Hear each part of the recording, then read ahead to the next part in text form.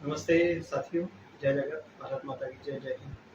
जैसा कि आपको पता है कि हम लोग स्वामी विवेकानंद की 1893 में जो शिकागो वृत्तांत था और जो विवेकानंद ने शिकागो में जिन विषयों पर बात की, उन विषयों को लेके हम बात कर रहे हैं।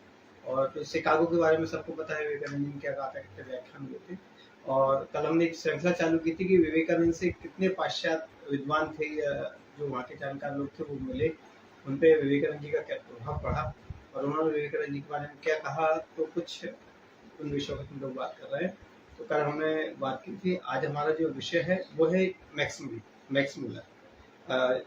मैक्स मूलर के बारे में कहा जाता है कि मैक्स मूलर जर्मन के एक बड़े विद्वान व्यक्ति थे, जर्मन देश के। और उन्होंने जितना भी अपना वेद, अपना साहित्य, अपने उपनिषद थे, उन सबका अंग्रेजी में ट्रांसलेशन किया और पूरे पाश्चात्य जगत को भारतीय दर्शन से परिचित कराया। तो ये मैक्स मूलर का उस समय के सबसे बड़े विद्वान थे, उनका एक संक्षिप्त परिचय है।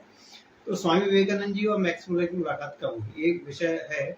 हमें जानना चाहिए कि हमारे स्वामी जी केवल, आज हम लोग जो देखते हैं, केवल साधु संत महात्मा नहीं थे। उस समय के पाश्चात्य जगत के जो विद्वान थे, जिनके बारे में हम लोग पढ़ते हैं, लोग जिनका रेफरेंस देते हैं, विवेकानंद जी से के व्यक्तित्व से वो लोग भी प्रभावित हुए। विवेकानंद जी ने उनसे साक्षात मुलाकात भी की। तो स्वामी विवेकानंद और मैक्स मूलर की जो मुलाकात हुई, ये 28 मई 1896 को इंग्लैंड के ऑक्सफोर्ड में हुई थी। और विवेकानंद जी जब उस समय चूंकि वेदांत का काम कर ही रहे थे और वहाँ प्रचार कर ही रहे थे भारतीय संस्कृति का, तो विवेकानंद जी ने एक मैक्स मूलर को एक पत्र लिखा था। और उस पत्र के बाद मैक्स मूलर ने स्वामी विवेकानंद को अपने घर पे भोजन के लिए आमंत्रित किया था। विवेकानंद जी मैक्स मूलर के साथ उन्होंने भोजन किया और वहाँ पर जाकर उनसे बातचीत की। तो मैक्स मूलर चूंकि पहले से भारतीय संस्कृति, वेदांत और इन सबको पढ़ रहा था, दर्शन उनका अंग्रेजी में ट्रांसलेशन कर रहा था और ट्रांसलेशन करके पाश्चात्य जगत को परिचित करा रहा था। तो कहीं ना कहीं वो स्वामी रामकृष्ण परमहंस के व्यक्तित्व से ही बड़ा प्रभावित था और उन्होंने उनके बारे में, उनकी साधना के बारे में, इन सब के बारे में उन्होंने पढ़ रखा था। तो विवेकानंद जी से मिलने के बाद उनको बड़ा अच्छा लगा रामकृष्ण के बारे में जान के। और जब विवेकानंद जी और उनकी जब मुलाकात हुई, तो विवेकानंद जी ने रामकृष्ण परमहंस जी के बारे में बड़ा विस्तार से बताया। तो ये कुछ बातें थी जो उन्होंने विस्तार से बताया।